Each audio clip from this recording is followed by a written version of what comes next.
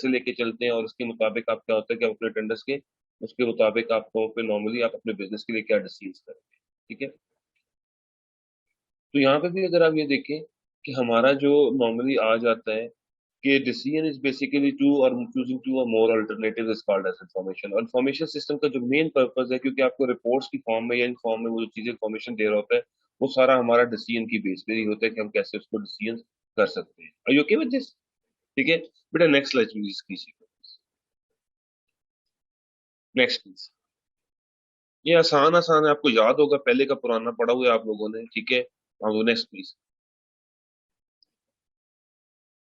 Ji please, next. Okay, can you explain structured, unstructured and semi structured decisions क्या होते हैं बेटा? Sons, structured decisions कौन से होते हैं?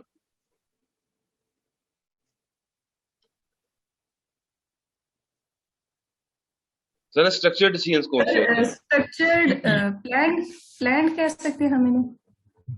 ठीक हो गया, ठीक हो गया। अनस्ट्रक्चर्ड डिसीजंस क्या होते हैं?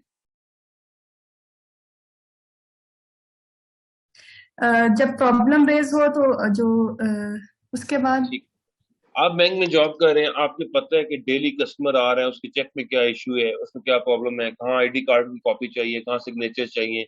These all are the structured decisions जो डेली आपको पता कर रहे हैं, ऐसे ही है। लेकिन इसी के साथ यस आप ये सर। देखें, अनस्ट्रक्चर्ड डिसीजंस है, नई ब्रांच ओपन करना है, बैंक अकाउंट ओपन करना है, नहीं होता है। लेकिन जो दोनों का मिक्सचर आ जाएगा नॉर्मली सेमी स्ट्रक्चर्ड, नॉर्मली आमतौर पे हमारी ऑर्गेनाइजेशन में जो 80% डिसीजन होते हैं वो आमतौर पे जो आम और होता है डाटा इन्फॉर्मेशन होती है वो अनस्ट्रक्चर्ड होता है। उसी को स्ट्रक्चर्ड फॉर्म में कन्वर्ट करना होता है, और वो हमारा इंफॉर्मेशन सिस्टम उसके मुताबिक क्या होता है, यूज हो रहा होता है। Next please. जी सर एक जी क्वेश्चन करना चाह रहा था। जी जी, प्लीज प्लीज प्लीज। सर अभी जिसमें सर हमने डिसीजन मेकिंग की बात की कि अब जिसमें डिसीजन होता है एक टू ऑल्टरनेटिव्स के दरमियान, तो सर इसमें हमारा ये जो सर जिसे हम कहते हैं शऊरी और लाशऊरी जो जहन में वो हिस्सा होता है, उसका किस हद तक सर अमल दखल है? मतलब सर उसको उसकी बेस पर ये होता है ना सर, मेरे ख्याल में जो हम शऊरी तौर पर करते हैं सर उसको हम डिसीजन कह सकते हैं, जो लाशऊरी तौर पर होता है उसको तो हम नहीं कह सकते सर। तीन किस्म के डिसीजंस होते हैं नॉर्मली जो नॉर्मली यूज होता है। One is rational, one is bounded rational, and third is institutional decision making. Sir देखिए, जब हम डिसीजंस कर रहे होते हैं ना, फॉर एग्जांपल रैशनल अप्रोच है, आपने एडमिशन लेना था, आपके पास पिंडी इस्लामाबाद की तमाम यूनिवर्सिटीज थी। ठीक है, आप सर इवन पाकिस्तान की किसी भी यूनिवर्सिटी में रैशनल अप्रोच है, मैक्सिमम अप्रोचेस को यूज करके उसमें से बेस्ट चूज आप कर रहे हैं। बाउंडेड में ऐसे है, ठीक है, कि आपने दो तीन डिसीजन में से अपने आप को फोकस कर दिया कि यही दो तीन डिसीजन मेरे लिए पॉसिबल हो सकते हैं, आप उन्हीं में से चूज कर रहे हैं। ठीक है, बाउंड कर दिया अपने आप को। Are you okay with this? Sir third is intuition. तो नॉर्मली आमतौर पे जो आप पूछ रहे हैं, मोस्टली क्या होता है कि जो हमारे फीलिंग एक्सपीरियंसेस की बेस पे आ रहे होते हैं, that are normally called as intuitive decision making. जो पूरा लाशऊरी तौर पे या गैर शऊरी तौर पे हमारे माइंड में होते हैं कि यार इस काम पे ये फैसला होना चाहिए। हमारे फादर हैं, फॉर एग्जाम्पल सीनियर है, जो जिंदगी में गुजारा होगा, जो टाइम होगा, एक्सपीरियंसेस होंगे, जो इमोशंस होंगे, उसके बेस पे वो क्या कहते हैं, बहुत जल्दी डिसीजन कर लेते हैं। You okay with this? तो that are normally right. Intuitive. तो हमारे जो डिसीजन होते हैं वो उन्हीं चीज की वजह। लेकिन ऑर्गेनाइजेशन में हम जाते हैं तो हम फीलिंग एक्सपीरियंसेस से ज्यादा जो हमारे इंपॉर्टेंट होता है वो ये होता है कि हमारे पास राइट इंफॉर्मेशन एग्जिस्ट करती भी है या नहीं करती। ठीक है, तो इसी तरह सर हम थ्री कह लेवल सकते हैं की। कि सर हम कह सकते हैं कि सर इंट्यूशन जो है that plays it's part sir. बिल्कुल ऐसे। Right sir, right. So senior managers, those who make totally unstructured decision. अब नॉर्मली क्या होता है कि एक सीईओ है, वो लाखों करोड़ों रुपया अगर वो ले रहे हैं, पे ले रहे हैं, अब वो पता है जो टॉप सीईओ है उनकी पे बहुत ज्यादा होती है।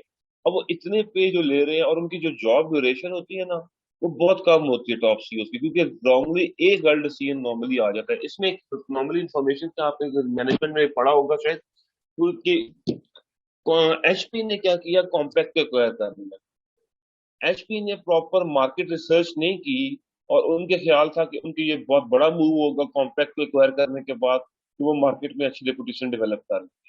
जब उन्होंने कॉम्पैक्ट को एक्वायर कर लिया तो उन्हें पता चला कि कॉम्पैक्ट की मार्केट रिव्यूट उस तरह नहीं है जिस तरह, इवन एच जिसका बहुत नेगेटिव इफेक्ट पड़ा एचपी पे भी। फाइनली उसके क्या हुआ, उनको लॉस हुआ और उनकी जो सीईओ थी उसे रिजाइन करना पड़ा। तो these are the unstructured decision जो प्रॉपर, जब तक आप प्रॉपर इंफॉर्मेशन या आपका रॉन्ग डिसीजन आप कर लेंगे, उसके आउटकम बहुत सारे। इसी तरह आप जो कहते हैं मिडल मैनेजर, जो मिक्स कर रहे होते हैं, ठीक है, सेमी स्ट्रक्चर्ड भी कर रहे होते हैं और स्ट्रक्चर्ड भी कर रहे होते हैं। और ऑपरेशनल मैनेजर जो रूटीन डिसीजंस होते हैं, जो कंटिन्यूस वो कर रहे होते हैं, रेपिटेशन हो रही होती है, that are normally called as structured decision. जी next please.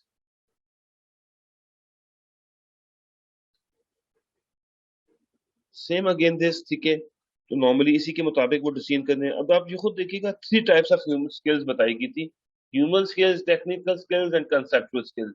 Human skills are the skills which are used at the normally at the middle level more. Technical skills used more at lower level, and conceptual skills are more used at the top level, because the top level they make decision conceptually, ठीक है ना। उसमें नई organisation में move करना या किसी भी जगह जाना, नॉर्मली वो क्या आ जाता है आमतौर पे उसके मुताबिक यूज होता है। तो that are more required at conceptual skills.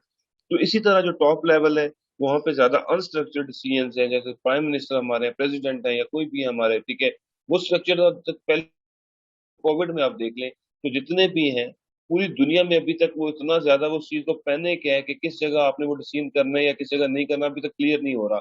लेकिन अगर आप ये देखें कि हमारे पास जो फिगर्स आ रहे होते हैं, वर्ल्ड कोरोना वर्ल्ड मीटर आप ओपन करें, आपके पास जो जो फिगर्स आ रहे होते हैं, आप उसके मुताबिक इजीली आइडेंटिफाई कर सकते हैं कि किस दौरान लॉकडाउन था, क्या डिसीजन हुआ, उसके मुताबिक है आप फ्यूचर को प्रिडिक्ट कर सकते हैं, उसी के मुताबिक आप कर सकते हैं। जी प्लीज।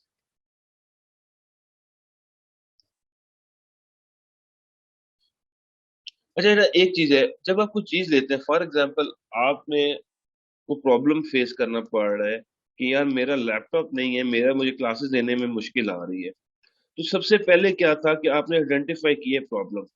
अब आपने आइडेंटिफाई जब प्रॉब्लम किया तो आप क्या सोचते हैं कि मुझे इसके लिए लैपटॉप लेना पड़ेगा, ठीक है, और आपने सोल्यूशन, अब उसके लिए आपने अपने आप को चॉइसेस दे दी हैं कि मेरे पास कौन कौन सा लैपटॉप चाहिए और मुझे क्या क्या प्रेफरेंसेस है, मेरा बजट क्या है, मुझे लैपटॉप का वेट है, उसकी ग्राफिक्स है, उसकी बैटरी है, उसका डिस्प्ले है, उसका फॉर एग्जांपल साइज वगैरह है। उसमें आप प्रेफरेंसेस देते हैं कि मेरे लिए सबसे इंपॉर्टेंट चीज वेबसाइट की जो बैटरी है या वेबसाइट का जो वेट है वो सबसे इंपॉर्टेंट है। जब आप ये दे देते हैं तो आप उसके मुताबिक कंपैरिजन करते हैं एचपी डेल मुख्तलिफ चीजों को। जब आप करके तो उसके मुताबिक आप मुख्तलिफ ऑल्टरनेटिव्स को चूज कर लेते हैं और उसके मुताबिक आप डिसीजन कर लेते हैं कि वाकई वो काम कर रहा है, आप इवेलुएट करते हैं कि मेरा डिसीजन सही था या नहीं क्या था, ठीक है। दिस इज नॉर्मली जो कायदे आजम का भी एक कौल है, अगर थोड़ा बोल सकता हूँ। उन्हें कहा कि जब आपने फैसला करना हो ना, आप 100 बार उससे पहले सोच लें, ठीक है, लेकिन जब आप डिसीजन कर लें तो उस पर कायम रहें, ठीक है। इसी तरह डिसीजन जो है कि आपने जब भी कोई डिसीजन करने जाए, कोई भी चीज करने जाए, तो you must need to think about this, उसे प्रॉपरली इवेलुएट करें। और डेली बिजनेस रूटीन में तो बहुत इंपॉर्टेंट होता है कि आप वन रॉन्ग डिसीजन जो होता है वो आमतौर पर बहुत बड़े बड़े लॉसेस को फेस करना पड़ सकता है, ठीक है। आपका थोड़ा सा सिक्योरिटी लैप्स, नॉर्मली ये चीजें जो है वो कंप्लीटली चीजों को खराब कर सकती है, ठीक हो गया। जी next please. Sir, excuse me. Yes, please. Sorry. Yes, please. Can you explain a little bit more about Qaidism? What he says about decision? But when you, for example, are making any decision, you need to think, you need to evaluate 100 times before making the decision. Okay? Okay. But when you have done, when you have decided anything, that you should stick on that, you should follow that, that you should don't need to confuse about that. Okay? तो इसी तरह क्या होता है कि जब आपकी फैसला कर सकते हैं तो उस पर हमेशा वो क्या करें, कायम रहे, उस पर डटे रहे। Are you okay? Right, sir.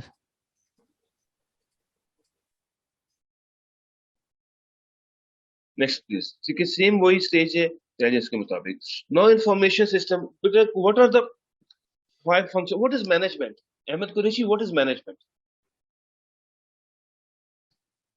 Sir management हम कह सकते हैं कि सर सर्टेन नॉर्म्स में रहकर और कुछ रूल्स एंड रेगुलेशंस के में रहकर जो चीज हम लोग करते हैं या करवाते हैं, दैट इज कॉल्ड मैनेजमेंट। उसमें सर कोई टाइम कंस्ट्रेंट भी हो सकती है। It has sir certain norms and conditions कह सकते हैं। चलिए मुझे ये बताइए, आसान लफ्जों में मुझे बताइए कि मैनेजमेंट होती क्या है? सर सर चीजों को सही तरीके से करना, उसको मैनेजमेंट कह सकते हैं सर। ठीक हो गया, सही तरीकों से करना मैनेजमेंट हो, ठीक हो गया। सुमेरा, मैनेजमेंट क्या होती है? सर मैनेजमेंट किसी भी चीज को या जो हमारे लोग हैं डीलिंग करना किसी को भी प्रॉपर मेथड्स के थ्रू जो कि मैनेजमेंट में आते हैं उनको डील करना उससे एक प्रॉपर ऑर्गेनाइज तरीके से इस मैनेजमेंट। अच्छा, चाहे वो that's चीजें very हैं उनको कंट्रोल करें चाहे आप पीपल्स को कंट्रोल करें। ठीक हो गया। कोमल, मैनेजमेंट क्या होती है?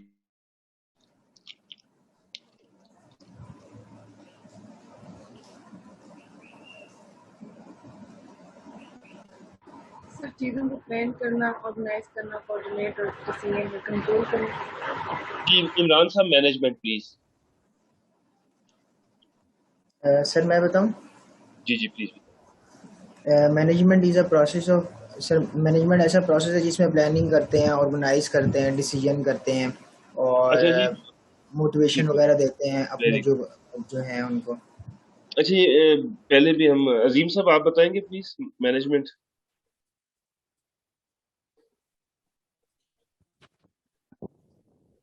Sir, can I add something? Yes please, you tell Zikriya what is management, sorry. Management in very simple words, we can say getting maximum benefit from things. Very good, very good, ठीक है, appreciate, ठीक है। Management is all is efficiency and effectiveness. Kindly ये definition अपने पास याद रख लीजिएगा, क्योंकि once I was very much embarrassed one place, ठीक है। मैं पाकिस्तान इंजीनियरिंग काउंसिल गया तो वहां पर ट्रेनिंग चल रही थी, तो मुझसे जब पूछा गया कि व्हाट इज मैनेजमेंट, तो मुझे जो फंक्शंस याद थे आपकी तरह, प्लानिंग, ऑर्गेनाइजिंग, लीडिंग, कंट्रोलिंग, ठीक है। One thing is very clear जो हमें सबको पता होना चाहिए, management is efficiency and effectiveness, ठीक है। Efficiency is maximum output with minimum resources. Are you okay with this? And effectiveness is achievement of organizational goals. ठीक है। थ्रू फंक्शंस हो सकता है कि प्लानिंग करें, ऑर्गेनाइजिंग करें, लीडिंग करें, लेकिन actual management is maximum output with minimum resources, that is management. Okay. तो नॉर्मली क्या होता है, किसी के मुताबिक आ रहा है, तो इसी तरह हमारे जो डिफरेंट मॉडल्स थे, डिफरेंट चीजें थी, मिल्सबर्ग एक स्कॉलर ने जो दिए थे, 10 नॉर्मली मैनेजर रोल टेलिंग किए थे। एक एक पूछता जाता हूँ। नेक्स्ट स्लाइड कीजिएगा सना।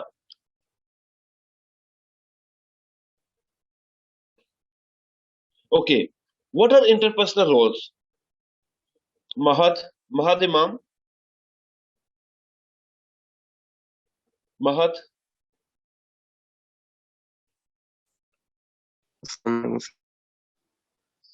जी बेटा, what are interpersonal roles? So interpersonal roles roles होते हैं कुछ, जैसे इंटरपर्सनल रोल होता है वो रोल जो मैनेजमेंट का, वो रोल होता है जिसमें वो लोगों की डिसीजंस को जज करते हैं, उनकी एफिशिएंसी को, कि उनको डिसीजन देते हैं अपने एम्प्लॉइज को। अच्छा, इंटरपर्सनल क्या होता है बेटा? फैसल खालिद बेटा, ये तो वो जी चीजें सर। जो शुरू में पढ़ के आके हैं। इंटरपर्सनल रोल क्या होता है, ये तो शुरू में आपने पढ़ा था। सर मैं बताऊं, बताए ना बेटा। सर इंटरपर्सनल रोल्स जो होते हैं ये सबऑर्डिनेट्स के साथ और पीपल्स के साथ जो मैनेजरियल जो इंटरेक्शंस होती हैं, जो आउटसाइड द ऑर्गेनाइजेशन भी होती हैं और इनसाइड सबऑर्डिनेट्स वगैरह के साथ जो होते हैं, उस सर जी कहेंगे। नहीं, ठीक हो गया, ठीक है, काफी ठीक है जी। निमरा। सर इंटरपर्सनल रोल होते हैं जो विद इन द ऑर्गेनाइजेशन होते हैं और जो मैनेजर के होते हैं to the higher authorities and जो मैनेजर करता है to the higher authorities and from the lower subordinates को जो दरमियान में जिसे कहते हैं ब्रिज के तौर पे हायर अथॉरिटीज तक उसको कॉन्टेक्ट कराना उनका, वो इसे कहते हैं सर इंटरपर्सनल। जी कासिम प्लीज, वेरी गुड, ठीक है सर। और चीज भी इसमें अगर ऐड कर ली जाए कि inside and outside the organization, sir दोनों चीजें काउंट करती हैं सर। बिल्कुल सही है, बिल्कुल ठीक है जी। So when we talk about this, तो कासिम आप सॉरी रह गए, आपने हैंड रेज किया मैंने।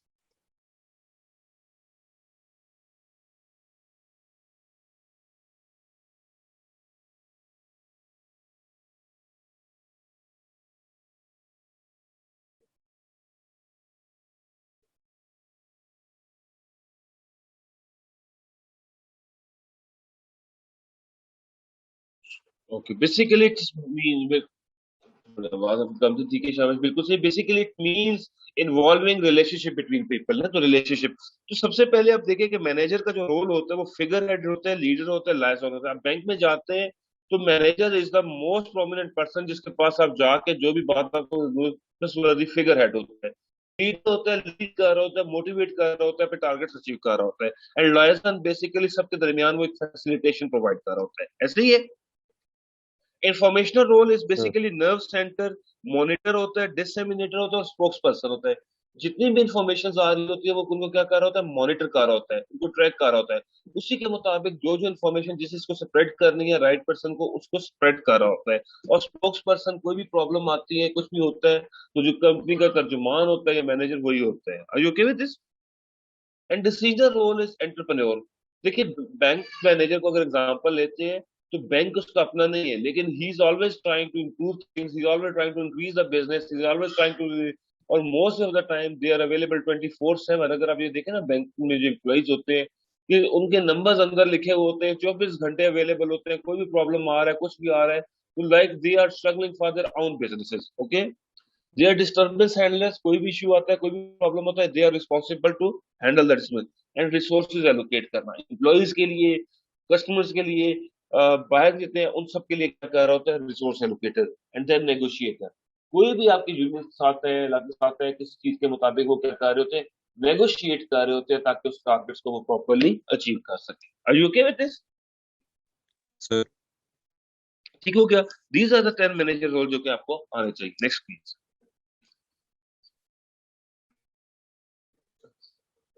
नॉर्मली हम क्यों इन्वेस्टमेंट करते हैं इन चीजों पे? देखें, if we have a high quality information then we will have a very good decision. Most of the time जब हमारे पास पूरी इंफॉर्मेशन होगी, हम डिसीजन करेंगे, तो नॉर्मली क्या होता है कि हमारे जो डिसीजन होते हैं वो बहुत ज्यादा रॉन्ग होते हैं, ठीक है।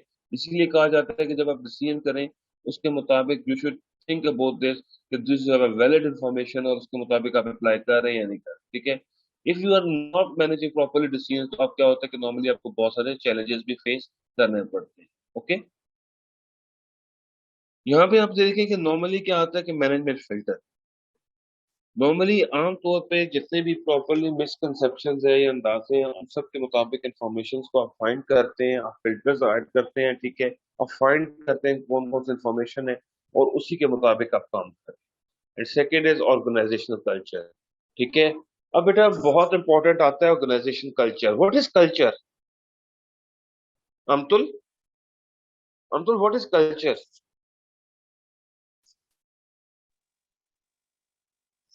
कल्चर जिसमें नॉर्म्स और वैल्यूज हो, वेरी किसी गुड, एक शाबाश। Tradition, values, norms, normally that's all is culture. ठीक हो क्या? तो ये हमारी आ जाती है, इसे नॉर्मली आ जाता है। जी हमजा, सॉरी आपका मैसेज कौन सा है?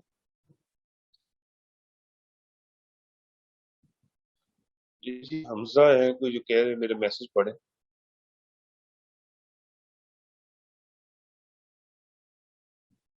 ये देखिए क्या इंफॉर्मेशन नॉलेज शेयरिंग का, इंफॉर्मेशन शेयरिंग का कल्चर रहना चाहिए। देन व्हेन मेकिंग डिसीजन, ठीक है, we involve people, they make the right decision, और उसी के मुताबिक आमतौर पे वो मेजर चेंजेस लेकर आते हैं। Next please. हमने 4 काइंड्स पढ़े थे, ठीक है। आमतौर पे डिसीजन सपोर्ट सिस्टम पढ़ा था, जैसे ग्रुप डिसीजन सपोर्ट सिस्टम जहाँ पे नाम दिया हुआ है, एग्जीक्यूटिव सपोर्ट सिस्टम है, ठीक है, डिसीजन सपोर्ट सिस्टम है और मैनेजमेंट इंफॉर्मेशन सिस्टम है। तो नॉर्मली क्या होता है कि दीज 4 थिंग नॉर्मली हमारी जो MIS और DSS में डिफरेंस क्या आता है, दोनों मिडिल लेवल मैनेजर के लिए होता है कि decision support system has more analytical abilities, वो एनालाइज करता है चीजों को और उसी के मुताबिक वो डिसीजन को बता रहा होता है। Next please. MIS, ठीक है। फॉर एग्जाम्पल, नॉर्मली क्या कहते हैं, जितने भी बिजनेसेस कंट्रोल कर रहे हैं इंफॉर्मेशन, ठीक है, आमतौर पे उसी के मुताबिक यूज कर रहा था जो रिपोर्ट्स होती हैं डाटा फ्रॉम TPS, ठीक है। नॉर्मली हमारी कंडीशन ऐसी आती हैं कोर्स एंटिसिपेटेड लेवल पे, कैलिफोर्निया पिज्जा किचन MIS, ठीक है। नॉर्मली क्या कहते हैं, अमाउंट ऑफ इंग्रेडिएंट यूज पर। अब आप देखिए, नॉर्मली इन्होंने पिज्जा हट का भी ऐसे ही है कि इनके इंग्रेडिएंट्स पर जो है वो सारी चीजें वहां से आ रही होती हैं, इंपोर्टेड होती है, नॉर्मली उसी के मुताबिक यूज कर रही होती है, ठीक है। और इसके मुताबिक नॉर्मली ये यूज हो रहा होता है कि आमतौर पे जितना भी आपका मटेरियल आ रहे होते हैं, ठीक है, इवन डोमिनोज को आप देख लें विद इन द UK, वो तमाम स्टोर्स को सप्लाई कर रहे थे। वो जितनी भी सेल होती है उसको मॉनिटर कर रहे होते हैं, और उस सेल के मुताबिक क्या होता है, जिसको जितनी जितनी मटेरियल या जितना जितना डाटा इंग्रेडिएंट्स रिक्वायर्ड होते हैं उसी के मुताबिक सप्लाई कर रहे होते हैं। ठीक है, इवन आपकी सप्लाई जितनी भी आपके डिस्ट्रीब्यूशन है, अब हम कैश एंड कैरीज की एग्जांपल ले लें, इसमें बड़ा क्लियरली उनकी जो सेल्स टारगेट्स हैं उसके मुताबिक बड़ा इजीली वो इन्फॉर्मेशन या डाटा से वो इजीली चीजों को फाइंड कर सकते हैं। जी प्लीज नेक्स्ट प्लीज।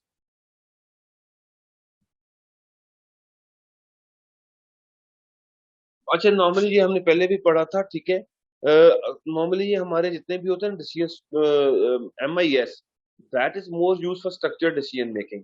लेकिन जो डिसीजन सपोर्ट सिस्टम है ये हमारे अनस्ट्रक्चर्ड डिसीजन सिस्टम के थ्रू होता है। फॉर एग्जाम्पल, आपके जो कस्टमर्स का डाटा है या कस्टमर्स की इंफॉर्मेशन या प्रीवियस कोई डाटा है, वो सारी इंफॉर्मेशन ये क्या करता है, अपने पास स्टोर करके रखता है। और जब भी उसको जब जहाँ भी जरूरत पड़ती है वो उसी इंफॉर्मेशन के मुताबिक क्या करता है कि आपको एस्टिमेशन या उन चीजों के लिए बहुत ज्यादा हेल्प कर रहा होता है। ठीक हो गया?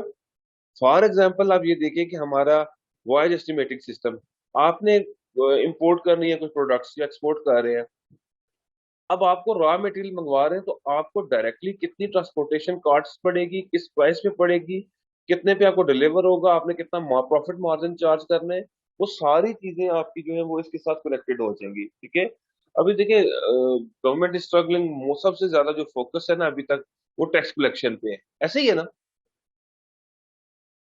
Yes sir. ठीक है, Yes, sir. लेकिन आप सबसे बड़ा कॉन्स्टेंट देखें कि हमारे पास कोई डाटा नहीं है, हम इंफॉर्मेशन फाइंड नहीं कर सकते कि कौन सा बंदा कितनी इंफॉर्मेशन है, उसकी कितनी ट्रांजेक्शन है, वो किस जगह यूज कर रहा है। हम क्या कर रहे होते हैं कि नॉर्मली उसी के मुताबिक इंफॉर्मेशन को फाइंड करेंगे। तो अगर हम यहाँ पे इंफॉर्मेशन जो हमारी यूज हो रही होती है हम उनको प्रॉपरली यूटिलाइज करें और इंफॉर्मेशन के मुताबिक हम डिसीजन कर लें, तो that will be more productive. Okay, तो हमारा जो डिसीजन सपोर्ट सिस्टम होता है, जो अनस्ट्रक्चर्ड डिसीजन होते हैं उनके लिए बहुत ज्यादा इंपॉर्टेंट हो जाता है और हम उसी के मुताबिक डिसीजन को कर रहे होते हैं। ठीक है,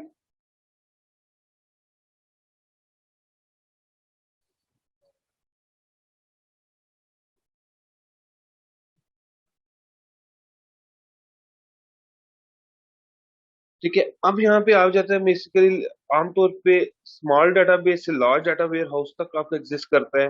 ठीक है, नॉर्मली आमतौर पे इसकी जो ओपन वेब इंटरफेस, ठीक है, यूजर्स यूज कर रहे होते हैं। ठीक है, आपके data mining other analytical tools होते हैं। अब बेसिकली हम एनालिटिक्स की बात जब करते हैं हमारे पास बिजनेस एनालिटिक्स, तो सारा बिजनेस एनालिटिक्स यही है। बेसिकली क्या हो रहा होता है कि आपके जो हम डिसीजन मेकिंग है या बिजनेस एनालिटिक्स क्या है कि बिजनेस को एनालाइज करना, मुख्तलिफ लेवल पे मुख्तलिफ वर्कर्स काम कर रहे होते हैं, उसमें जो एक जॉब होती है वो बिजनेस, आपकी डिफरेंट टेक्निक्स यूज हो रही होती है बिजनेस एनालिसिस में कि वो आपके डिसीजन मेकिंग में किस तरह आपने यूज करनी है और उसके मुताबिक कौन कौन सी इंफॉर्मेशन को आपने एक्सट्रैक्ट करना है। नॉर्मली जब हम यहाँ पे बात करते हैं बिजनेस एनालिसिस की, तो this is one of the best opportunity. मैंने इसके लिए एक शॉर्ट कोर्स भी किया था बिजनेस एनालिसिस का। ठीक है, लेकिन यहाँ पे अगर आप ये देखें ना तो हमारे आमतौर पे जो सैलरीज या बेनिफिट्स या वो नॉर्मली पेज वगैरह बिजनेस एनालिस्ट की बहुत ज्यादा डिफरेंट हो जाती हैं। लेकिन अदरवाइज आप देखें कि पूरी दुनिया में जो बहुत इंपॉर्टेंट जॉब होती है वो बिजनेस एनालिसिस की जॉब होती है कि आप एनालिसिस करके दें हमारे बिजनेस के लिए प्रॉफिट, फायदा, फ्यूचर किस तरफ वो जाएगा ताकि उसके मुताबिक आप अपनी डायरेक्शंस को सेट कर सकें। तो business analysis is this basically you extract data, आप इंफॉर्मेशन दे रहे हैं, डिफरेंट टेक्नोलॉजीज हैं, सॉफ्टवेयर हैं, वो जरूर इस वजह से पड़ जाते हैं कि नॉर्मली क्या करते हैं कि आप अपना डाटा आपने किस किस सोर्स से एक्सट्रैक्ट करना है और उस डाटा को कैसे यूज करना है। ठीक है, नॉर्मली कौन कौन से आप तौर पे आपके एग्जिस्ट कर रहा होता है। इसमें जब हम बिजनेस एनालिटिक्स की बात करते हैं तो ऑनलाइन एनालिटिकल प्रोसेसिंग है, डाटा माइनिंग है, डिफरेंट टेक्निक्स है, न्यूरल नेटवर्क्स है, what all are doing basically they are extracting data और उसके मुताबिक एनालाइज करके इंफॉर्मेशन में इसमें एक डिफरेंट टेक्निक्स आ जाती है नॉर्मली जिसके मुताबिक आप एनालिसिस किया जा रहा होता है। ठीक है, तो आमतौर पे आपकी जितनी भी डाटा माइनिंग है या जितनी भी प्रोडक्ट्स हैं वो सारी इसी के मुताबिक आमतौर पे यूज हो रही होती है। अच्छा, जो लोग एनालिटिकल एनालिटिकल टेक्निक्स क्या होता है, कोई बता सकता है कुछ? स्टैटिस्टिक्स बेस्ड जो होती है सर उनको कहेंगे सर। जी, स्टैटिस्टिक्स से जो हम एनालाइज करते हैं सर डाटा को। बिल्कुल सही। ठीक है, अच्छा इसमें सर कुछ टेक्निक्स हैं जैसे हम जी जी प्लीज। स्वॉट एनालिसिस का, स्वॉट एनालिसिस का तो आपको आइडिया है ना? Yes yes sir. Sir.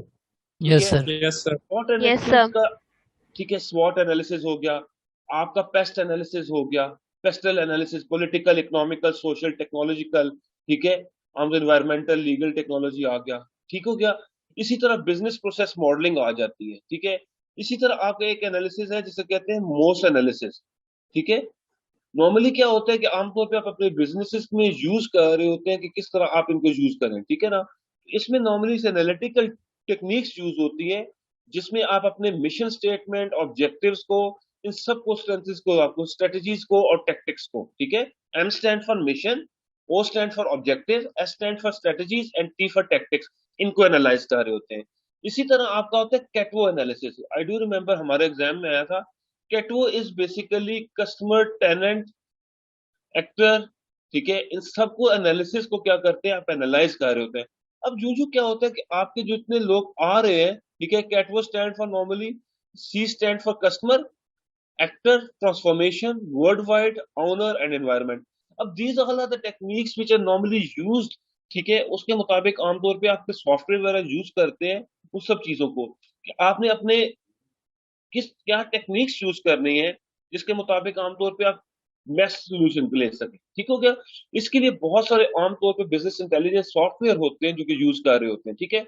SAP है, डेमो है, माइक्रो स्ट्रेटजी है, ठीक है, बिजनेस इंटेलिजेंस है। तो दीज आर द नॉर्मली आमतौर पे यूज होते हैं और इसी के मुताबिक आप तौर पे काम कर रहे होते हैं, ठीक है।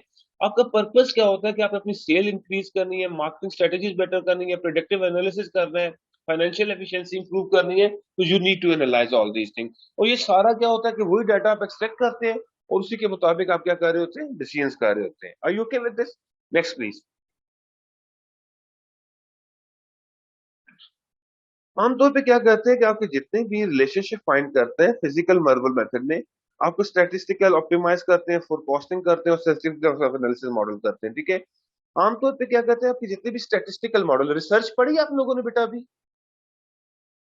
No sir. सर जी पढ़ सर। रहे No, हैं। sir. किन लोगों ने पढ़ी है अभी? सर हम पढ़ रहे हैं। अच्छा, पढ़ रहे हैं, ठीक है। सर ये एमबीए नॉन बिजनेस की अगर बात करें तो अभी तक हमने नहीं पढ़ी। आपने नहीं पढ़ी अभी? अच्छा, सुमेरा आपने पढ़ी है? जी सर पढ़ रहे हैं अभी। कहाँ तक पहुंचे हैं, क्या क्या पढ़ लिए?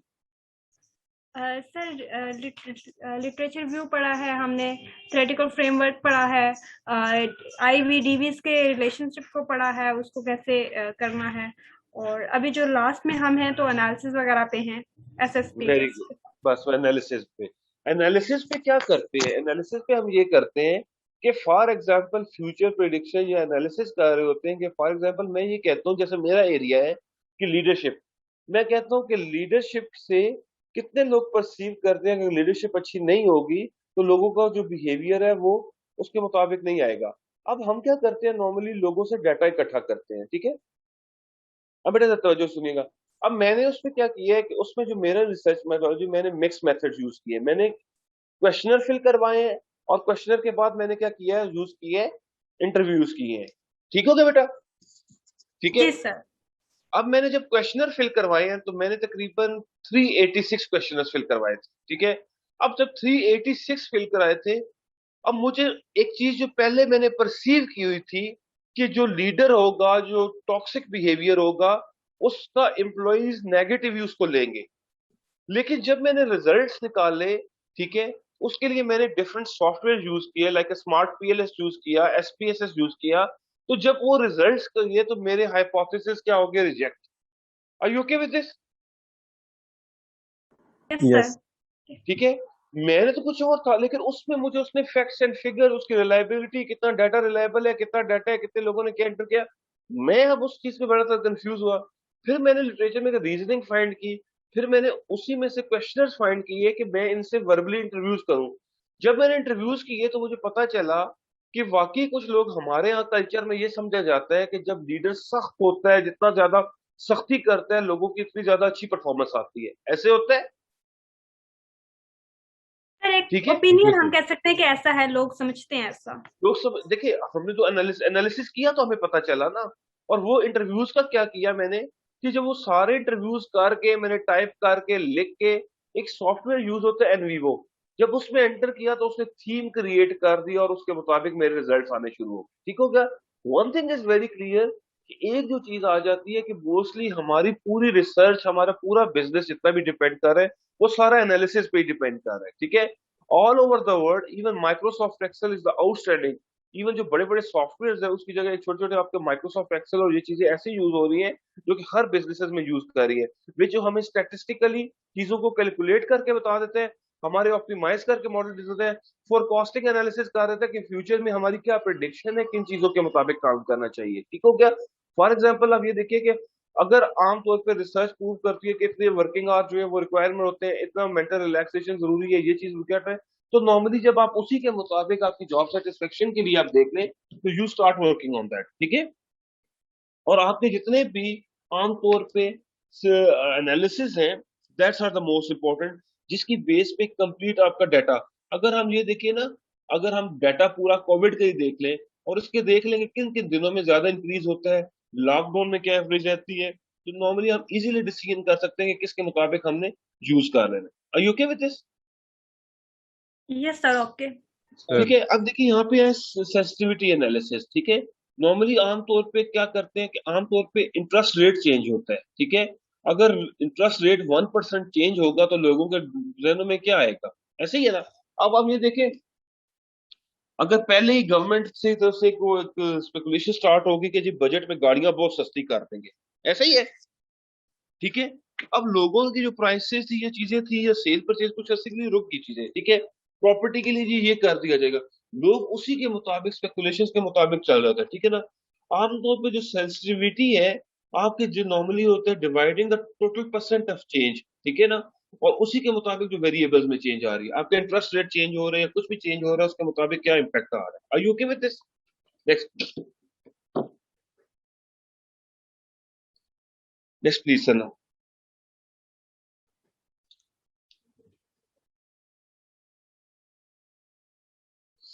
ये देखिए total fix cost, variable cost per unit. ठीक है।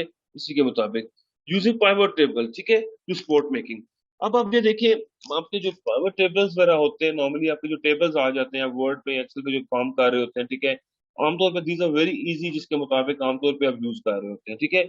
आपको कंप्लीट आमतौर पे जितने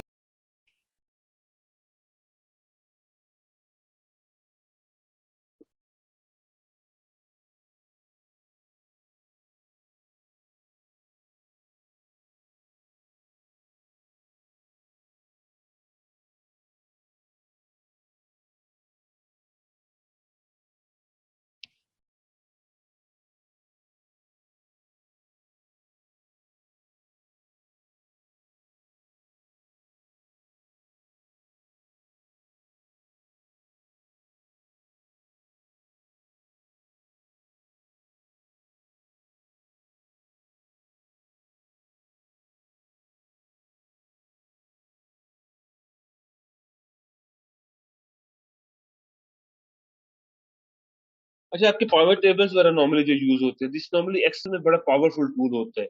अगर आप हमारे ना, अगर आप कोरोना वर्ल्ड मीटर पे आप जाएं, और वर्ल्ड मीटर पे आप जाएं तो आपको हर कंट्री, हर सिटी, नॉर्मली इवन आपके जो ग्रोथ रेट है, डेथ रेट है, इन्फेक्टेड रेट्स हैं, वो कंप्लीट आ जाते हैं। ठीक है। इसी तरह आपके जो जितनी भी ट्रांजैक्शन है, कस्टमर कहाँ से आ रहे हैं, कितनी परचेजिंग कर रहे हैं, किस टाइम पे कर रहे हैं, कितने कर रहे हैं, वो सारा आपको ग्राफ या चार्ट्स की फॉर्म में सामने नजर आ जाएगा। जब आपको ग्राफ चार्ट में होगा तो आपको पता होगा, फॉर एग्जाम्पल 4 to 6 जो हमारे यहाँ कस्टमर ज्यादा रिक्वायर्ड है। ठीक है। हमारे पास ज्यादा आते हैं। आप अपने जो लोगों की जॉब्स है या नेचर है या वर्क ड्यूटीज है, आप उसी के मुताबिक सेट कर देंगे कि 4 to 6 जो है वो ज्यादा कस्टमर सर्विसेज पे है। आप फाइंड करते हैं कि 9 to 11 जो है हमारा कस्टमर बहुत कम होता है, इसमें आप अपने एम्प्लॉइज की जो ड्यूटीज होंगी उसके मुताबिक आप सेटल कर देते हैं। तो नॉर्मली क्या होता है कि आपकी फोरकास्टिंग, सेल एनालिसिस, तमाम चीजें उसी बिजनेसेस के मुताबिक ही चल रही होती हैं। जी नेक्स्ट, नेक्स्ट प्लीज सर। ये आपने देखा ना, एक्सेल में आपने बनाया होगा, एक्सेल में बनाया होगा, टेबल्स में जाए और पाइवट टेबल बनाए, जिस किस्म का बनाए, चार्ट्स में जाए, आपको कंप्लीट वो टेबल वगैरह नॉर्मली वो नजर आ जाता है, उसके मुताबिक आप डिजाइन वगैरह, कलर वगैरह चेंज करके ग्राफ चार्ट फॉर्म की सूरत में आपको इजीली नजर आ जाता है। नेक्स्ट प्लीज सर ये थोड़ा सा ट्रिकी होता है, लेकिन सर एक दफा आ जाए तो वाकई से बड़ा जबरदस्त टूल है जी। असल आसान बहुत ज्यादा हो गया ना। नॉर्मली क्या हो गया कि आपका नॉर्मली बिजनेसेस में आप ये देखें कि आपका बहुत टाइम कंज्यूमिंग, आप डाटा को रीड करना, पढ़ना। क्रिकेट की बेस्ट एग्जांपल है, आप ये देखिए कि 50 ओवर में किस किसने कितने कितने स्कोर बनाया, किस ओवर में कितना स्कोर बना, एक आपका टेबल साथ आ रहा होता है, इजीली क्लियरली पता चल रहा होता है कि आप किस परसेंटेज से जा रहे हैं, वो आप आइडेंटिफाई कर सकते हैं। ठीक है सर ये जिस तरह अभी आप इसकी इम्पोर्टेंस बता रहे थे, मैं इधर एक चीज बताऊं कि सर हम इधर एनसीओसी में भी जो डेटा फेच कर रहे हैं सर, उसको ऑर्गेनाइज करने में पिवट टेबल बड़ा अहम किरदार प्ले कर रहा है sir. It's very important sir. Even आपकी जो वर्ड मीटर है ना वेबसाइट, सर ये बहुत इंपॉर्टेंट है, आपको कंप्लीट एनालिसिस आपको दे देती है कि आप किस तरह, आपके जो चार्ट्स हैं आपके जा रहे हैं, आपकी कितनी रेशियो हो रही है, कितनी आबादी हो रही है, कितने जगह, तो ये बहुत ज्यादा इंपॉर्टेंट हो रहा है। ठीक है, आम के आपके जितने भी रो कॉलम डाटा एरियाज हैं, ठीक है, आपकी फिगर्स आ रही हैं एग्जैक्टली, तो आप इजीली इसको फाइंड कर सकते हैं। ठीक है, जो आपके कंप्लीट जो टेबल्स है ना, उसको समराइज करके एक पिक्चर की फॉर्म में आपको वो दे देते हैं। Are you okay? ऐसे नेक्स्ट बिल्कुल ऐसे। जी, नेक्स्ट प्लीज।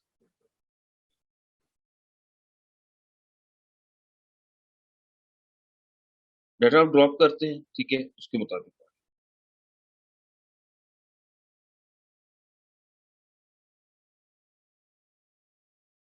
मैं आपको ये शेयर भी कर दूंगा, वीडियो भी आप देखें ना कि प्राइवेट टेबल्स कैसे क्रिएट करते हैं। आप सिंपली डाटा एंटर करें और उसके बाद क्लिक करें तो आप इजीली आपको टाइप टेबल। और ऑनेस्टली सेइंग कि अगर आप माइक्रोसॉफ्ट एक्सेल जो है ना, this is a very good tool, और जो स्पेशली जितने भी फाइनेंस में लोग जाएंगे या बाकी भी जाएंगे, इवन हर फील्ड के लिए बहुत इंपॉर्टेंट है। लेकिन मैं आपको बताऊं कि आपको एक्सेल अगर अच्छा आता है ना, Word, PowerPoint, you are more than आपके लिए बहुत ज्यादा है। इवन आपको यकीन माने कि आपके साथ पावर पॉइंट के जो टेम्पलेट्स हैं, जो टेम्पलेट बना के लोग बेचते हैं, ये बड़े एक्सपेंसिव होते हैं नए टेम्पलेट्स। ठीक है, तो आपको जो भी सेल कर रहे होते हैं। इसी तरह क्या होता है कि आपके जो बिजनेसेस के लिए ये बहुत ज्यादा इंपॉर्टेंट हो चुके हैं कि तमाम जो ग्राफ्स हैं, चार्ट्स हैं, फिल्टर्स लगा के एग्जैक्ट इन्फॉर्मेशन लोगों के साथ शेयर कर सकते हैं। Are you okay with this? Next please. जी, नेक्स्ट प्लीज।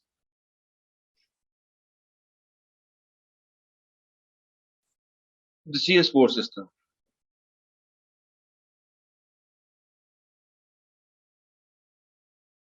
जी, पढ़िएगा please,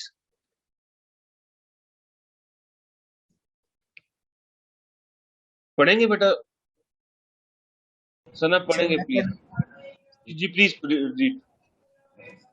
business value of DSS, Millington Port Factory. DSS for pricing. DSS manages pricing and inventory nationwide, considering complex interdependencies between initial prices, promotions, markdowns, cross items, pricing effects, and item seasonality.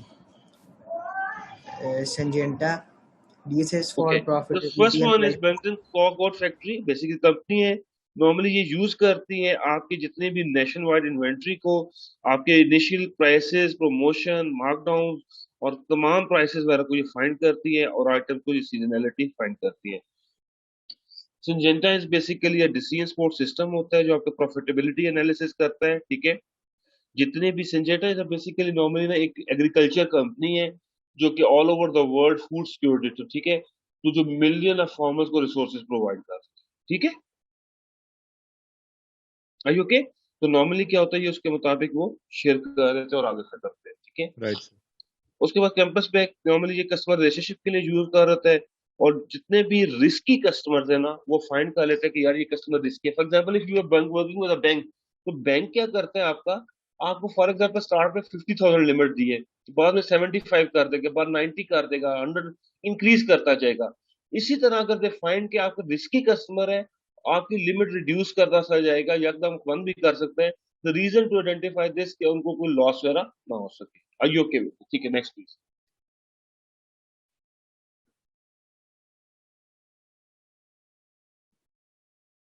Zikriya, please read this. Sir, read the interactive season technology and then discuss the following question. How did this DSS improve decision making at renewal? Describe some of the decisions that were improved by using this system. How much of an impact did this DSS have on business performance? Explain your answer. What management, organization, and technology factors had to be addressed in order to make this system successful? अगर आप Google पे भी जाएंगे ना तो आपको इसकी case study मिल जाएगी, ठीक है ना। दे स्पीड अप का, ठीक है ना। उन्होंने नॉर्मली क्या करा था कि जितनी भी इन्वेंट्रीज हैं, अगर आप यहाँ पे भी पाकिस्तान में भी आप देखें, गाड़ी बुक करवाते हैं 4-4 6-6 महीने लोग इंतजार कर रहे होते हैं, ठीक है ना। तो नॉर्मली आमतौर पे उन्होंने क्या किया कि with the help of decision support system उन्होंने क्विक डिलीवरी के लिए और जल्दी से जल्दी ताकि लोगों को टाइमली वो प्रोडक्ट्स मिल सके, ठीक है ना। तो नॉर्मली उसी के मुताबिक कि जितनी ज्यादा लोगों को बेटर सर्विसेज मिलेंगी या उसके मुताबिक मिलेंगी, तभी वो क्या होगा, ज्यादा सेटिस्फाइड हो जाएंगे, ठीक है ना। तो नॉर्मली इसमें क्या हुआ था, first one is customer order handling, ठीक है। तो decision support system was able to receive directly order from customer through car dealers, ठीक है। आप वो डिफरेंट मॉडल यूज कर रहे थे, ठीक है, उसी के मुताबिक वो एवोल्यूशन कर लेते थे और they were able to process 140 million evolution in 10 minutes, ठीक है। तो नॉर्मली जितनी भी इवेल्युएशन थी, पुरानी डाटा था उसके मुताबिक वो एक्सेप्ट कर रहे थे, ठीक है। एफिशिएंट असेंबली प्लान उनका इंक्रीज हो गया, सेल इनकी इंक्रीज होगी, ठीक है। इसके मुताबिक क्या किया गया कि उनकी जितने भी मैनेजमेंट ऑर्गेनाइजेशन थे, वो काम जो थे, परफॉर्मेंसेस थे, वो सारे बहुत ज्यादा हद तक वो इंक्रीज हो गए, जिसकी वजह से उन्होंने बिजनेस को, ठीक है, उन्होंने जितने भी even products, delivery, inventory, stock, customer, तमाम चीजों को जब कनेक्ट कर दिया तो रिजल्ट का निकला कि वो जो डिलीवरी थी प्रोडक्ट्स की वो जल्दी पहुंची। Okay, move to next slide please.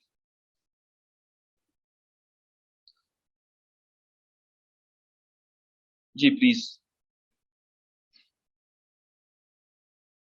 अच्छा, डेटा विजुअलाइजेशन क्या होता है, कोई बता सकते हैं?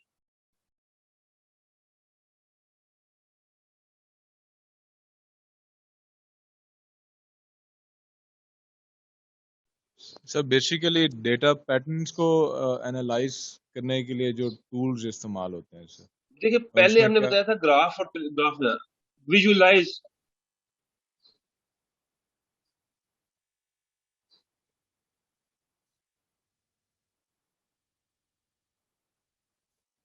बिल्कुल ऐसे आपको एक राउंड टेबल, आपको एक फॉर्म में, पिक्चर में या चार्ट में या डिफरेंट में वो कन्वर्ट करके वो दे देता है, विजुअलाइज कर सकते हैं। तो they can easily find pattern, trends, ठीक है, आउटलायर इन डाटा सेट, ठीक है ना। Basically it's important, it's give us a very good idea about visual through maps और ग्राफ्स ना, ठीक है, मैप्स में। तो बेसिकली ये ह्यूमन माइंड की नेचर होती है कि वो जितनी ज्यादा इस किस्म की चीजें होंगी, कंप्रीहेंशन होंगी, वो इजीली आइडेंटिफाई कर सकते हैं ट्रेंड्स, पैटर्न, आउटलायर, और लार्ज सेट ऑफ डाटा जो है वो इजीली फाइंड कर सकते हैं। फॉर एग्जांपल, अगर मैं अपने किसी को रिक्वायरमेंट वो दिखाऊं आपको, तो फॉर एग्जांपल एक टेबल बना होगा तो उसमें आपको क्लियरली कितने लोगों से डाटा इकट्ठा किया है, मेल कितने हैं, फीमेल कितने हैं, क्या एज थी, क्या इनकम ग्रुप है, एक आपको जॉब नजर आ जाएगा, एक आपको नजर आ जाएगा, आपको इजीली आइडेंटिफाई हो जाएगा। तो दिस इज वेरी गुड, ठीक है। और these are very important tools for, normally जब भी आप प्रेजेंटेशन भी आप बनाएं या कुछ भी आप चीजें बनाएं, तो आप बजाय इसके कि आप अपने टेबल या उन चीजों को ऐड करें, आपकी जो होते ग्राफ है नॉर्मली आमतौर पे, these are very good जो कि यूज हो सकते हैं, ठीक है। Next is geographic information. Yes Zakariya, what is geographic information system?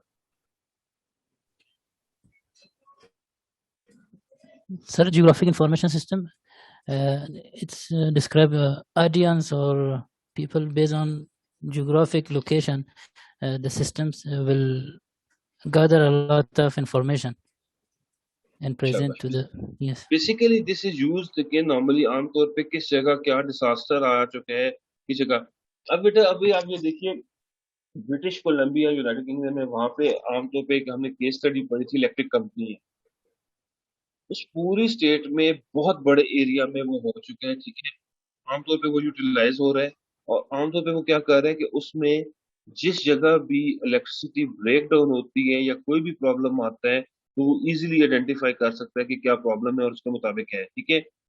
अभी आप ये देखिए कि अभी तक हमारे पास we are not using the right systems, कि हमें नहीं आइडेंटिफाई होता कि इलेक्ट्रिसिटी ब्रेकडाउन किस जगह हो रहा है, फोन आ रहा है।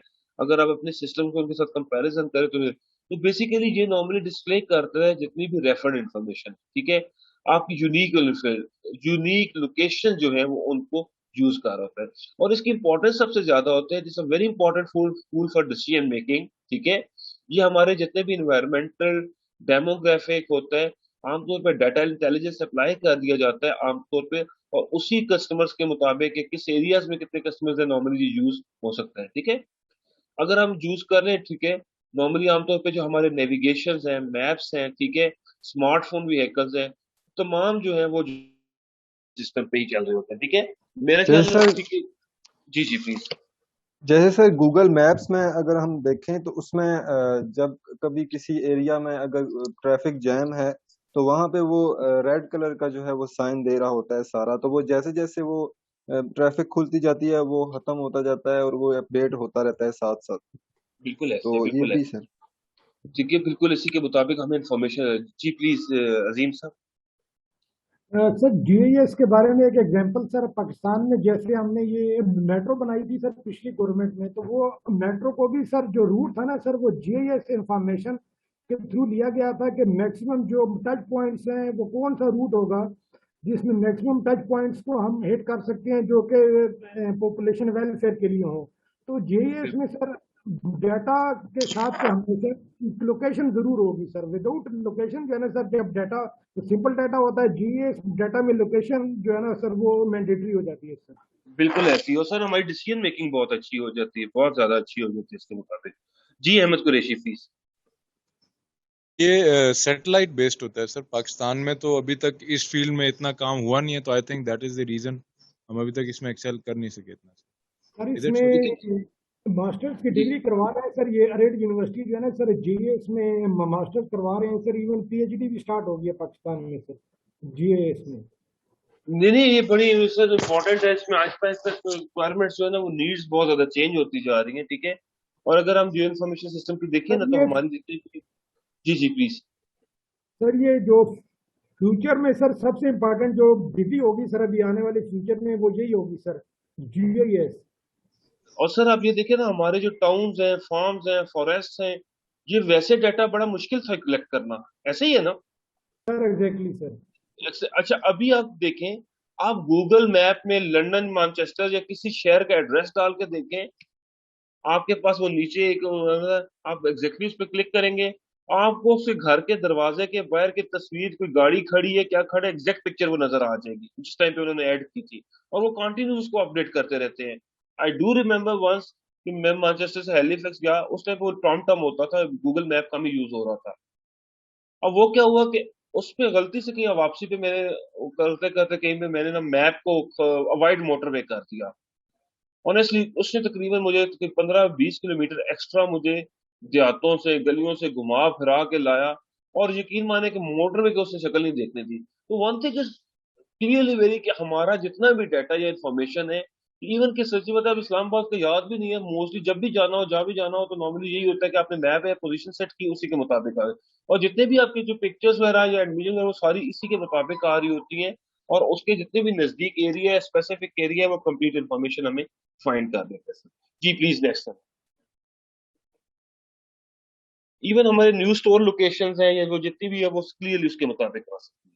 ठीक हो गया, this is very helpful for decision process. Next please. Web based computer system normally आमतौर पे होता है कि आमतौर पे जितने भी हमारे वेब बेस्ड है, ठीक है, तो नॉर्मली जितने भी वेबसाइट्स विजिट कर रहे हैं, जितनी भी कंपनीज हैं उनकी वेबसाइट्स ऐसे मैनेज कर रहे हैं, वो तमाम चीजें कर रहे हैं। ठीक है, अच्छा मोस्ट इंपॉर्टेंट थिंग्स जो आजकल जो यूज हो रहा होता है, जब भी हम वेबसाइट्स ओपन, मिलियंस में वेबसाइट एग्जिस्ट कर रही है, ठीक है, तमाम आउट कैटलॉग जा रहे हैं, हम कहाँ कहाँ जा रहे हैं, कौन कौन से प्रोडक्ट सिलेक्ट कर रहे हैं, ये बहुत इंपॉर्टेंट होते हैं। आप ट्रेडिशनल स्टोर में जाएं, आप जाएं, चार चीजें देखें, वापस आए, निकल गए, आपका कोई डाटा नहीं आया, कोई इन्फॉर्मेशन नहीं आया, कुछ भी नहीं आया। इट इज वेरी क्लियर कि जब आप किसी भी वेबसाइट पे जाते हैं, कोई फॉर्म फिल करते हैं, अपना ईमेल एड्रेस दे रहे हैं, कुछ भी दे रहे हैं, जो और रिकॉर्ड्स आर क्रिएटेड। अब जितने भी लोग बैठे हुए ना नॉर्मली आमतौर पे, ठीक है, वो नॉर्मली क्या हो रहा होता है उसी के मुताबिक वो काम कर रहे होते हैं। ठीक है, वो क्या कर रहे होते हैं कि जितने भी कॉल सेंटर्स होते हैं वो तमाम डाटा एक्सट्रैक्ट कर रहे होते हैं उसके मुताबिक, कि फॉर एग्जांपल आपका एक डाटा है कॉल सेंटर्स में कि कितने लोग मोबाइल फोन में इंटरेस्टेड है, उनको मोबाइल फोन की कौन सी ऑफर्स करनी है, कितने लोग इंजरी क्लेम कर रहे हैं, कितने लोग डॉक्टर के पास जाना चाह रहे हैं।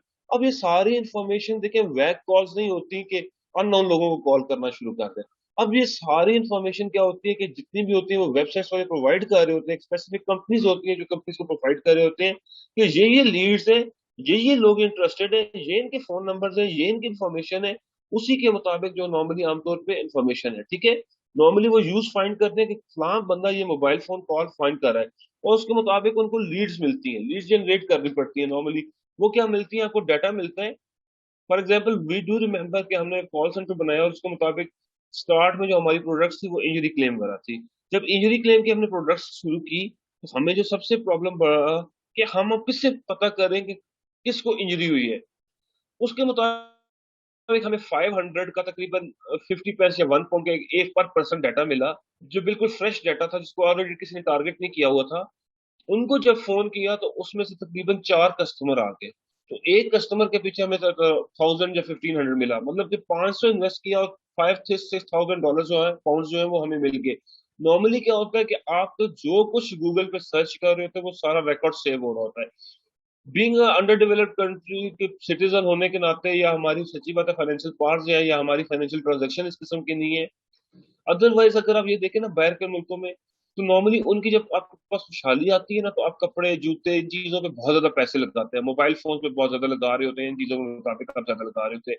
तो नॉर्मली जब आप स्पेंड कर रहे होते हैं तो पीपल आर टारगेटिंग यू कि आपको कौन कौन सी सर्विसेज ऑफर करनी चाहिए, आपकी इंश्योरेंसेज है, ये चीजें हैं। तो नॉर्मली कंटिन्यू उसी के मुताबिक आपको, जब आप वैक कॉल नॉर्मली आपकी मार्केटिंग यूज कर रहे होते हैं, तो इसमें आपकी जो इन्फॉर्मेशन सिस्टम है थ्रू वेबसाइट्स है, ठीक है, ठीक है, आपकी कैटलॉग्स हो जाती हैं, messages and discussion rooms are the tools जो कि बहुत ज्यादा इंपॉर्टेंट हो जाती है। Are you okay with this?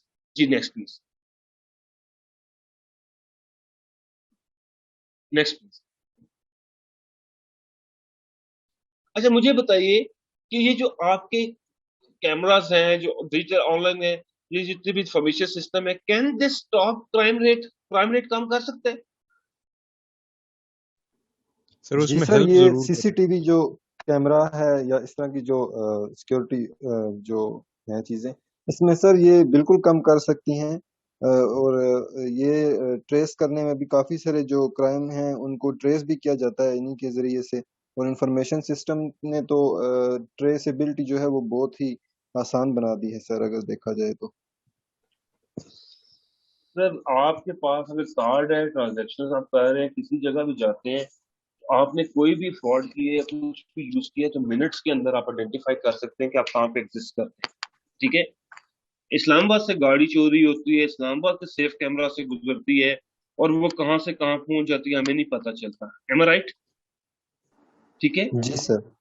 अच्छा अगर ये देखें ना, इसमें कंप्लीट इंफॉर्मेशन है, कोई ह्यूमन इंटरेक्शन नहीं है। अगर आप नॉर्मली अगर आप रीडेबल प्लेट्स क्रिएट कर दें, आप तौर पे आप कर दें, तो नॉर्मली क्या होता है कि आप किसी टोल प्लाजा से, अगर फॉर एग्जांपल आप यहाँ मंदरा से क्रॉस करते हैं, वहां तरनोल से क्रॉस करते हैं, या मोटरवे से गुजरते हैं, आप शहर क्रॉस करते हैं, तो हर गाड़ी का नंबर अगर रीडेबल होगा और उसकी डिटेल्स के साथ मैच कर लिया जाए, तो हमारे कितने हद तक हमारी जो है नॉन कस्टम गाड़ियां, नॉन टैक्स पेड गाड़ियां, ठीक है, उसके अलावा थेफ्ट व्हीकल्स, किस हद तक वो कम हो सकते हैं। ऐसे ही है ना? प्लस सर इसके अलावा जैसे देखें कि ट्रैकर्स जो यूज करते हैं गाड़ियों में, तो ये भी एक वेरी इंफॉर्मेशन सिस्टम है, वो उस तरह भी काफी ये ट्रैक कर लेते हैं ना। Honestly they are very good. अगर ठीक है, रात को 2 बजे मेरी गाड़ी अगर स्टार्ट होती है तो मुझे फौरन फोन ऑटो कॉल आ जाती है। ऐसे ही है कि यार आपकी गाड़ी इस टाइम स्टार्ट हो रही है, ठीक है, आप इस तरह इस वक्त शहर से बाहर गुजर रहे हैं, ठीक है, इस वक्त आपकी जगह है, ठीक है, और इवन फोन करके आपसे जब तक कोड आप कंफर्म ना दें तो गाड़ी स्टॉप कर दी जाती है। बट अनफॉर्चुनेटली क्या है कि हमारे वो जो सिस्टम्स है वो प्रॉपरली अलाइन ना होने की वजह से हम चीजों को इग्नोर कर देते हैं। मैं आपको बताऊं कि नॉर्मली इंग्लैंड में उन्होंने क्या किया, कैमरास फिट किए, और जब आप उसके पास से गुजरते थे तो वो आपकी गाड़ी की नंबर प्लेट रीड करके आपकी मेंटेनेंस, आपकी एमओटी मेंटेनेंस सर्टिफिकेट है, रोड टैक्स पेड है, आपकी इंफॉर्मेशन सारी चेक कर रहे हैं। अगर कोई भी मिसिंग होती थी तो गाड़ी पुलिस आगे रोक लेती थी, ठीक है। नॉर्मली हमें आज तक पुलिस ने नहीं रोका। नॉर्मली जब भी हमारे पीछे होता था ना, इवन बहुत बुरी ड्राइविंग भी कर रहा था, होता था पुलिस वाली गाड़ी पीछे भी लगी है ना, तो उन्होंने क्या किया कि अपने सिस्टम में एंटर किया डिटेल, और वहां से आइडेंटिफाई कर लिया कि ड्राइवर कौन है, इसकी मेंटेनेंस है, इसके टैक्स सर्टिफिकेट है, इसकी रिक्वायरमेंट्स पूरी हैं, डॉक्यूमेंट्स पूरी हैं, वो जाने दी उनकी मदद। गाड़ी की चोरी की तो नहीं है या थेफ्ट तो नहीं है, ठीक है। हमारे यहाँ अभी इस काम पे बहुत सारी चीजें इंप्रूव भी हुई हैं, लेकिन still we are far point. जितनी हमारी पॉपुलेशन है, अगर हमारा 1.5 का सिस्टम है, इन्होंने काफी चीजों को बेहतर की है। लेकिन वो इतना ज्यादा कॉम्प्लिकेटेड, इतना लेंथी, इतना मुश्किल है कि लोग उन चीजों से अवॉइड करते हैं। ऐसे ही है ना। और मोस्ट ऑफ द टाइम अगर एक दफा गाड़ी चोरी हो जाए, मिल भी जाए, अभी वो मैं शायद आपसे लास्ट वीक ही शेयर कर रहा था, वो छोटे छोटे बच्चे पकड़े ना, 12-15 इस एज के बच्चे होंगे, वो क्या करते थे, मोटरसाइकिल चोरी करते थे। अब मोटरसाइकिल चोरी किया, अब मोटरसाइकिल चोरी किया, यहाँ से थोड़ा सा परे गया, 5,000 का, 4,000, 3,000 का, 10,000 रुपए का मोटरसाइकिल को बेच दिया। अब वो छोटे बच्चे उनके लिए शायद 10-15 हजार रुपए, लेकिन अगले बंदे को तो नुकसान हो गया।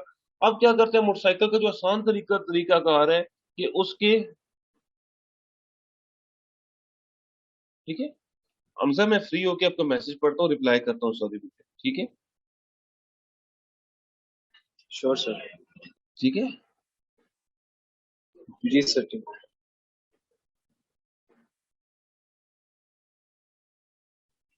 चलिए अब मैं बात करते हैं बाद में, ठीक है। नॉर्मली क्या होता है कि आमतौर पे जितना भी ड्रिल डाउन करके इन्फॉर्मेशन वो फाइंड कर सकते हैं, and this is not a very good. देखिए आप सेफ सिटी से गुजर रहे हैं, आपका गाड़ी में कैमरा आ रहा है, कौन कौन सी मेहरान जा रही है, अगर आप उसको मोर प्रोमिनेंट बना दें, या एक नंबर प्लेट चेंज हो जाते हैं, अगर आप उसको रीडेबल या कोई ऐसे स्टिकर बना दिए जाए, या ऐसी चीज लग जाए कि बार कोड स्कैनर आ जाए उसमें, हर गाड़ी जब मोटरवे पे चढ़े या टोल प्लाजा क्रॉस करे तो स्कैन कर ले उसको, और उसकी इन्फॉर्मेशन हो जाए कि कौन कौन सी गाड़ी किस टाइम पे यहाँ से क्रॉस की है, उस गाड़ी की डिटेल। तो दीज आर द थिंग्स जो कि बहुत ज्यादा हमारी इंपॉर्टेंट हो जाती है। अब हमारा ट्रैकर जो सिस्टम है सॉरी, तकरीबन 1,000-1,200 दे चार्ज, और 1,000-1,200 रुपए में कुछ भी नहीं। आप ये देखें कि आपको कंप्लीट इंफॉर्मेशन वो दे रही होती है। अगर कभी आप उसकी रिपोर्ट्स देखें ना, जब आपकी कार्ड ट्रैकर का आपको लिंक शेयर करते हैं, आप उसको क्लिक करेंगे, आपको कंप्लीट इन्फॉर्मेशन होगी, कितने बजे आपने गाड़ी स्टार्ट की, किस जगह तक गई, किस जगह ब्रेक लगाई, कितनी दफा ऑन किया, कितनी दफा ऑफ किया, कंप्लीट इन्फॉर्मेशन अवेलेबल होती है। लेकिन सम टाइम वो लोग जब चोरी करते हैं उसको डिसेबल कर दिया जाता है, वो जो कर दिया जाता है। अब मैं अभी से घर चोरी हुई, अब उनके पास नॉर्मली अवॉइड करते हैं चोर भी ऐसी गाड़ी लेके जाते हैं, ठीक है। वो होंडा सिविक वगैरह किसी पे भी नहीं हाथ रखा, मेरान ले गए, बिकॉज दे वर श्योर कि इसमें जो ट्रैकर नहीं होगा, ये बड़ी गाड़ी है, इसमें शायद ट्रैकर हम पकड़े ना चाहे। तो नॉर्मली ये एक बहुत बड़ा आमतौर पे लॉस होता है, आमतौर पे चीज होती है कि आप कैसे चीजों को प्रोटेक्ट कर सकते हैं। और अगर मोर सिक्योर बना दिया जाए तो बहुत सारे हमारे जो क्राइम रेट है ना, उसमें बेहतरी आ सकती है, कमी आ सकती है। और executive support system normally competitor analysis, stock market new trend, ठीक है, देते हैं। अब फॉर एग्जांपल कोई भी जो डिसीजन कर रहे हैं, अभी हमारे यहाँ कोविड में देखिए पूरी दुनिया में, मैं अभी मलेशिया जाना था, मुसलसल लॉकडाउन चल रहा है, अभी उनके 8,000 दोबारा केसेस आ गए हैं।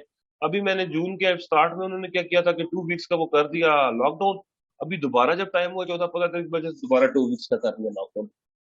अब बेसिकली जो इन्फॉर्मेशन उनको मिल रही है या जो फाइंड कर रहे हैं, तो वो इसी के एक सोल्यूशन को फाइंड कर रहे हैं। लेकिन एक भी जो टॉप लेवल का जो डिसीजन होता है, वो पूरी नेशन, पूरी कंट्री, इवन पूरी कंपनी पे कितना बड़ा इम्पैक्ट होता है, और रॉन्ग डिसीजन नॉर्मली किस हद तक वो लॉसेस में भी की जाती है। जी नेक्स्ट, जी प्लीज। ठीक है, वैल्यू क्या होता है कि आप जितने भी आमतौर पे national life executive business intelligence के यूज होता है, ठीक है। आमतौर पे क्या होता है कि आपके जितने भी सेल्स है, कितने स्पेंडिंग कर रहे हैं, आमतौर पे region wise, country wise, area wise, broker wise, उसी के मुताबिक आप यूटिलाइज भी आप कर सकते हैं। Are you okay with this? ठीक है, यस सर। सर नमाज ब्रेक करना है? बस एक 5 मिनट भी। नेक्स्ट स्लाइड कीजिएगा प्लीज भैया, स्लाइड एक दफा देखो, ठीक है। लास्ट वन इज बस एक आखिरी है, डिजिटल डैशबोर्ड। तो when we talk about digital dashboard, तो आपके जैसे गाड़ी के डैशबोर्ड में आपको कंप्लीट इन्फॉर्मेशन नजर आ जाती है ना, ठीक है। इसी तरह कंप्लीट इन्फॉर्मेशन यहाँ पे भी आपको नजर आ जाती है। फॉर एग्जांपल आप ये देख लीजिए कि आपके कितने लोग हैं, ठीक है। आपके जैसे हमने साउथ वेस्ट एयरलाइन की एग्जांपल डिस्कस की थी, ठीक है। और उसमें क्या होता था कि हमें इजीली क्विकली डिसीजंस आ जाते हैं कि हमारे कौन से लोग हैं और उसके मुताबिक कितने डिसीजन है, किसके मुताबिक है, ठीक है। फॉर एग्जाम्पल हमारी सेल परफॉर्मेंसेस कहाँ पे डाउन हो रही है, किस मुताबिक। तो वन इंफॉर्मेशन या वन पिक्चर में आपको कंप्लीट इंफॉर्मेशन, आप क्या करते हैं, अपनी कंप्लीट फ्यूचर स्ट्रेटेजीज भी डिजाइन कर सकते हैं। Are you okay with this? ठीक है बेटा, ये चैप्टर बस यहाँ तक कर लीजिएगा, ठीक है। 10 मिनट्स ब्रेक का 11:135 दोबारा लिंक शेयर कर दीजिएगा प्लीज। और उसके मुताबिक क्या होगा कि हम जो प्रेजेंटेशंस है वो दे लेंगे। और यहाँ तक हमारा तकरीबन कोर्स पूरा हो चुका है। आसान तरीन पेपर होगा, मेरे ख्याल में थोड़ा लेंथी होगा, 3 घंटे आपके पास काफी हो जाएंगे पेपर करने के लिए, ठीक है। ओके, तो और थोड़ा सा उसके बारे में डिस्कस कर लेते सर हैं। आप पेपर आपने हैंड रिटन देना है या टाइप करके देना है, ये अब आप पे डिपेंड है, लेकिन एक ही मेथड होगा पूरे क्लास के लिए मेरे ख्याल में, तो हैंड रिटन ज्यादा अच्छा है। राइट सर, ये भी ठीक है। सर आप कह रहे थे मेरे ख्याल में 30 मार्क्स का आप डिजाइन करेंगे तो ज्यादा लेंथी होगा सर?